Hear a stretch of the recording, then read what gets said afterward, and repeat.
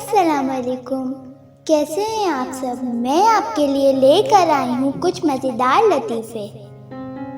Teacher, 2 میں سے 2 نکلے تو کیا بچا؟ طالب علم، مجھے سوال سمجھ نہیں آیا۔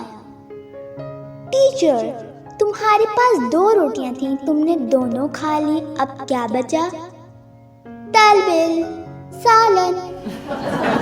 ایک دکاندار خاتون کو کپڑا دکھا دکھا کر تھک گیا، پھر تھک کر بولا، مجھے افسوس ہے کہ آپ کو کوئی کپڑا پسند نہیں آیا۔ خاتون، کوئی بات نہیں، میں تو ویسے بھی سبزی لینے آئی تھی۔ استاد شاگرد سے، جس آدمی کو سنائی نہ دے اس کو انگلش میں کیا کہتے ہیں؟ شاگرد، سر اسے جو مرضی کہہ لیں، اسے کون سا سنائی دے گا؟